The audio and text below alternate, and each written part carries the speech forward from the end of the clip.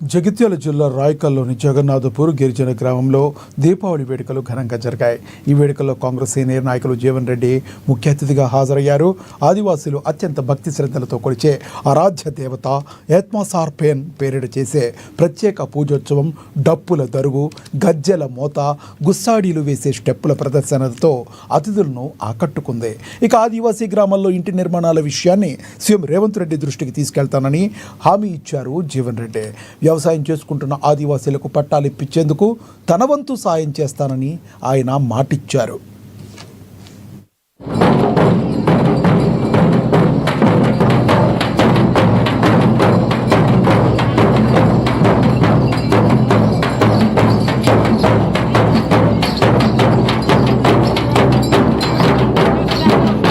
ఈరోజు దీపావళి పండుగ మీరు సాయంత్రం ఏదైతుందో చెంగిగూడెం పోతున్నట్టు తెలుస్తుందమ్మా.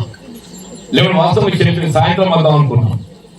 సాయంత్రం మీరు ఉంటారని చెంగిగూడెం పోతున్నారని చెప్పని, మీరు ఉదయం పుట్టిన అందరూ కలుస్తారని చెప్పని ఇక్కడ రావడం జరిగింది. వాస్తవం ఇంత గొప్పగా మీ సాంస్కృతిక ఆచారాలకు అనుగుణంగా, అంటే ఆదివాసీలు అంటేనే అమాయక ప్రజానికమే. కొత్త సమాజంలో అమాయకులు ఎవరు అంటే ఆదివాసీలు అని చెప్పండి. సరే, ఆదివాసీలలో రకరకాలు ఉన్నారు. రాజ్గూండ్ కానీ, నాయకపల్లె కానీ, ఇంకా చాలా రకరకాలు ఉన్నారు. అందులో ఏదైతుందో మా గోండ్ సోదరులు ఇక్కడ మా భీమరావు సాబ్ ఏదైతుందో వెనకటి పెద్ద మనిషి,